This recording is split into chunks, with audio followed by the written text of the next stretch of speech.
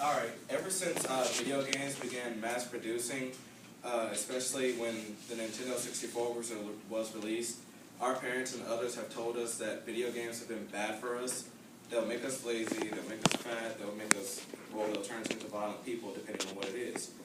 But evidence has been building up that video games can actually be more beneficial to your health than they can be a detriment to you. German researchers conducted a test where they got 25 adults among the ages of 25 to play Super Mario 64, a very old game, classic game for the Nintendo 64, for 30 minutes every day over a period of 2 months. And another group, same number, same age, where they did nothing. The group that played games for over a period of 2 months had a rise in gray matter in areas of the brain that supports spatial navigation, which is the ability for you to judge how far, the distance between you and something else, which is useful for driving, memory formation and strategic planning, that's self-explanatory, and fine motor skills in the hand.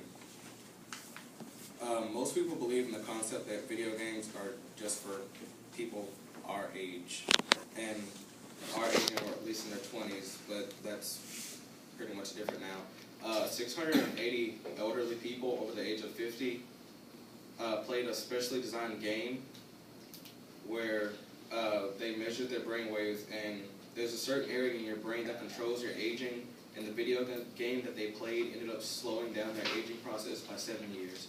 So, I mean, I want to be in my in my 50s and still look like I'm in my early 40s, so I don't know about any of you that want to do that. Children with dyslexia, they live with a constant struggle of having that, and video games will improve their way of life. February of last year, Italian researchers presented evidence that children between the ages of 7 to 13 with dyslexia, this is the project, children between the ages of 7 to 13 with dyslexia were separated into 2 groups. And one group played an action game called Rayman Raving Rabbids. It's a really stupid game, but it's a really popular game among kids, I guess, and it's a TV show on Nickelodeon. I don't know if any of you have seen it.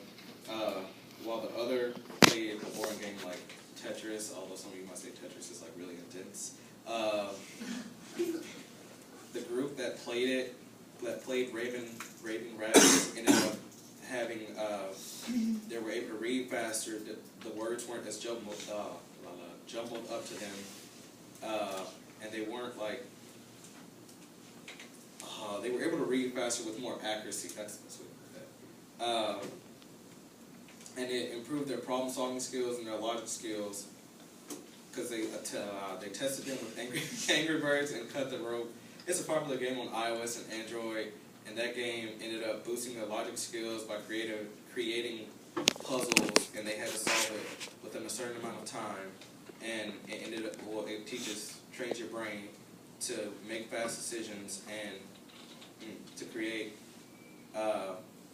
make creative ways to solve problems. Let's see.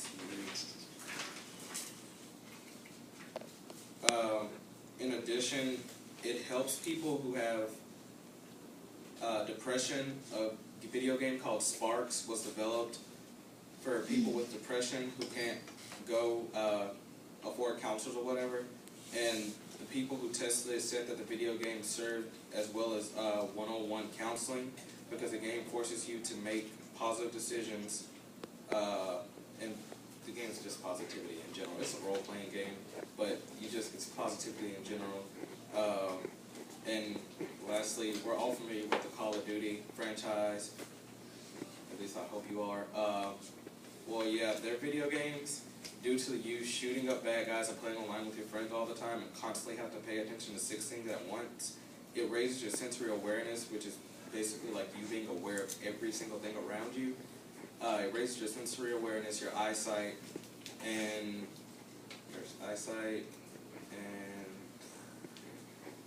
your ability to notice subtle changes in the brightness of an image.